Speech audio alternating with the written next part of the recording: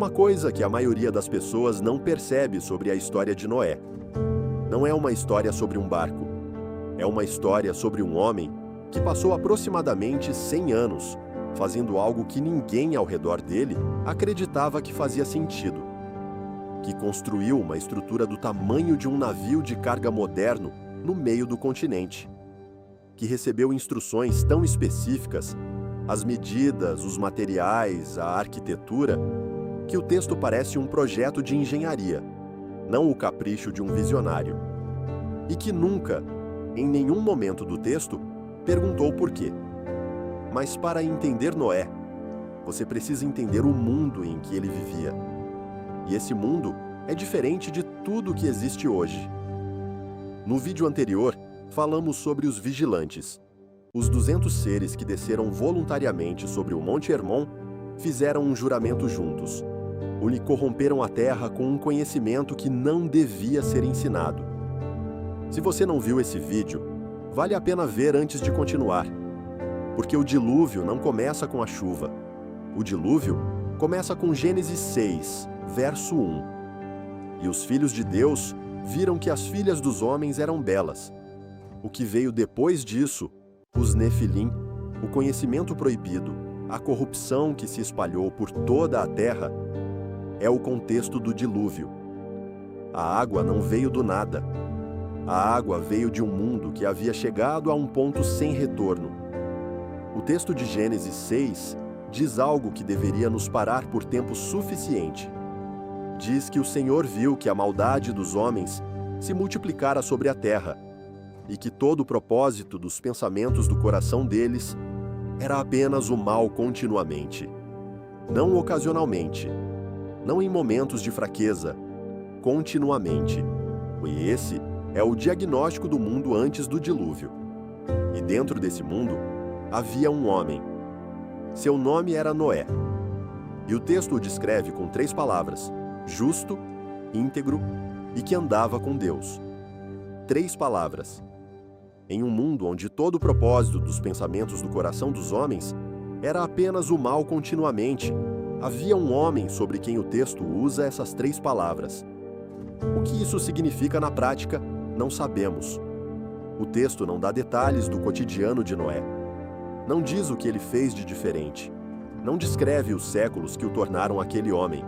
Só registra o resultado. Havia um homem diferente. E isso foi suficiente. Noé tinha 500 anos quando seus filhos nasceram: Sem, Cam e Jafé. Isso é relevante porque, na cronologia do texto, quando o chamado veio, Noé não era jovem nem estava no início da vida. Era um homem com séculos de existência, com filhos adultos, com uma vida inteira construída. E foi nesse ponto da vida que a instrução chegou. O texto não descreve como a instrução foi dada. Não diz se foi em sonho, em visão, numa voz audível. Só registra o que foi dito. E o que foi dito é surpreendente, não pelo conteúdo sobrenatural, mas pela especificidade desconcertante. Faze para ti uma arca de madeira de gopher. Madeira de gopher. A palavra hebraica, gopher wood. Ela aparece uma única vez em toda a Bíblia, aqui nessa instrução. Não sabemos com certeza que madeira é essa. Algumas traduções dizem cedro, outras dizem cipreste. O consenso aponta para uma madeira resistente à água, de fibra densa, adequada para uma construção de longuíssima duração. A instrução continua. Farás compartimentos na arca e a calafetarás por dentro e por fora com breu. Já é um projeto de engenharia, não uma visão espiritual. Um projeto, com material, com técnica, com vedação especificada. E então vêm as medidas. O comprimento da arca será de 300 côvados, a largura de 50 côvados e a altura de 30 côvados. Um côvado é aproximadamente 45 centímetros. 300 côvados, 135 metros de comprimento. 50 côvados, 22,5 metros de largura. 30 côvados, 13,5 metros de altura. Isso não é um barco de rio. É uma embarcação de 135 metros de comprimento. Para referência, o Titanic tinha 269 metros. A arca teria a metade do comprimento do Titanic, com uma proporção de largura e profundidade remarkably próxima das embarcações modernas de alto mar.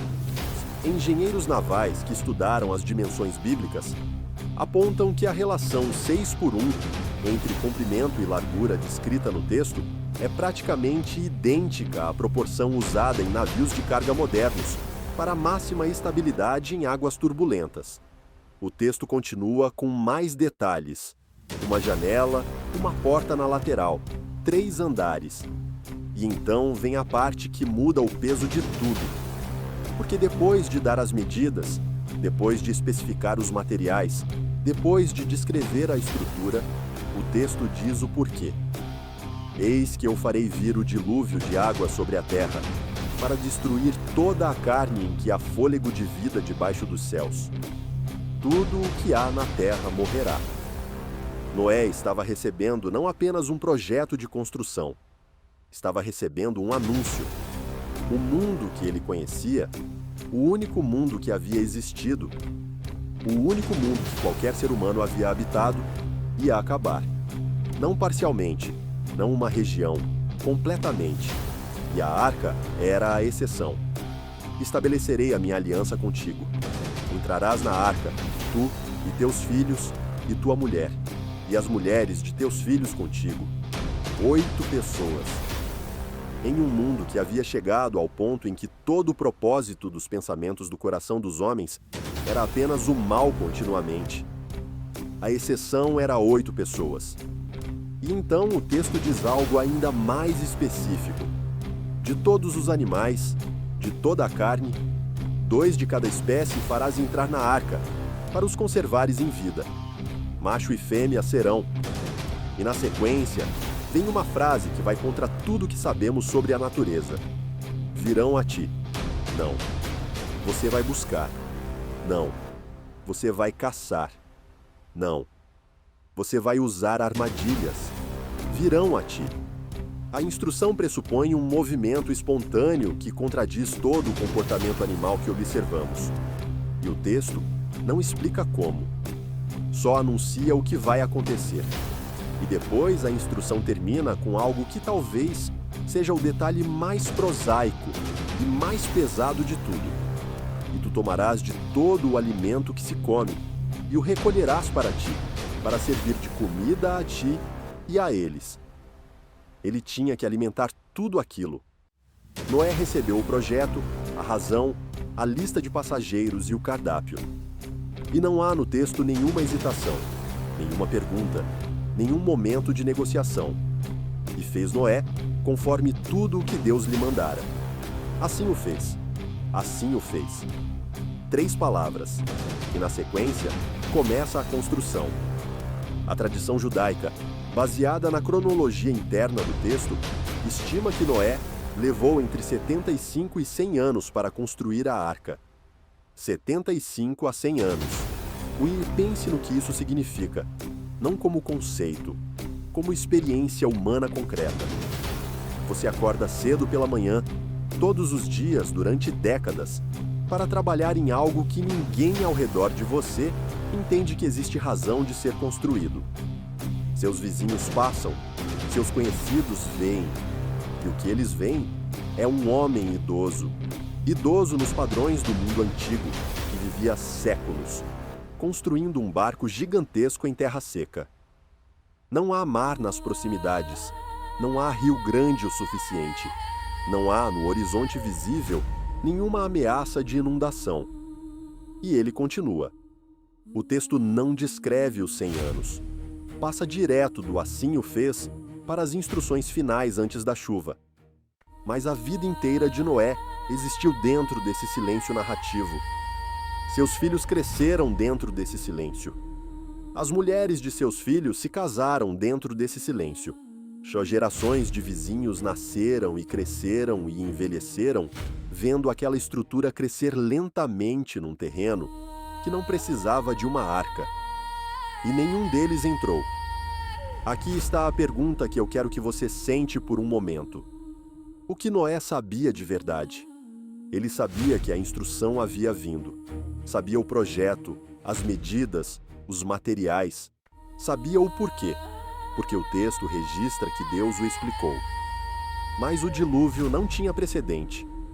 A tradição bíblica indica que, antes do dilúvio, a terra era irrigada por uma névoa que subia do solo. A chuva, especialmente do tipo descrito na história de Noé, não tinha ocorrido antes dessa escala.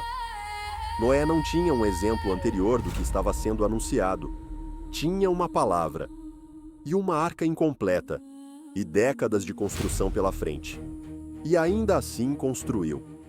Há uma coisa que o hebraico carrega nessa passagem que a tradução não captura completamente. A palavra usada para descrever a relação de Noé com Deus é a mesma usada para Enoque, o bisavô de Noé. Hit-Halek, que significa caminhar junto, andar ao lado de. A mesma relação. Gerações depois.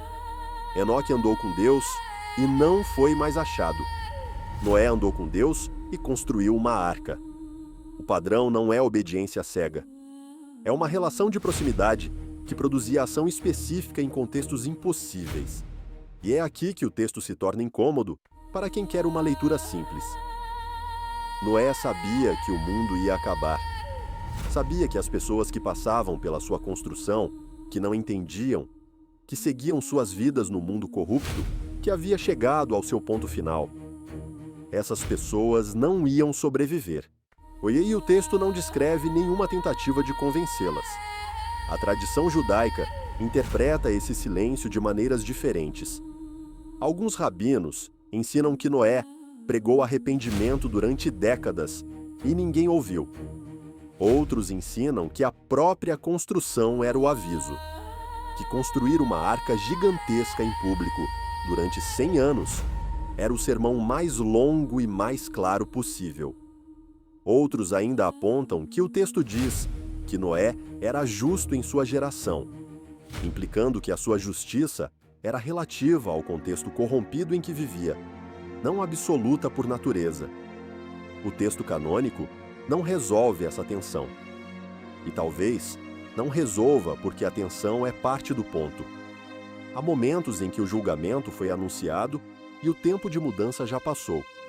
E o que resta é a arca sendo construída e a contagem regressiva correndo. E então os animais chegaram, e Noé entrou na arca, e seus filhos, sua mulher, e as mulheres de seus filhos com ele, por causa das águas do dilúvio. De entre os animais puros e os animais que não são puros, das aves e de tudo que se arrasta sobre a terra, 2 a 2 entraram com Noé na arca, macho e fêmea, como Deus ordenara aqui a Noé. 2 a 2. O texto não descreve caos, não descreve dificuldade, não descreve a logística impossível de organizar esse movimento. Registra o fato simples. Vieram 2 a 2 e entraram. E então o texto diz o detalhe que, quando percebido, muda a sensação de toda a cena. E o Senhor fechou a porta atrás deles. Não Noé, não os filhos de Noé. A porta foi fechada por alguém de fora. 8 pessoas dentro de uma estrutura de 135 metros, com todos os animais que existiam, e a porta que os separava do mundo que ia terminar foi fechada por uma mão que não era deles. E 7 dias depois, começou a chover. A construção da arca não é uma história sobre logística. É uma história sobre o que um homem faz quando recebe uma informação que não pode ser verificada, para um evento que não tem precedente, durante um tempo que não tem fim visível. Noé não viu a chuva antes de começar a construir. Não viu os animais chegarem antes de terminar a arca. Não viu a porta se fechar antes de ela se fechar. Cada etapa exigiu que ele desse o próximo passo sem ter a confirmação do anterior. 100 anos de madeira de gofer e breu. Sem ver a chuva, sem ver o fim, só construindo. E no 7º dia, caiu a chuva. No próximo vídeo, as águas chegam.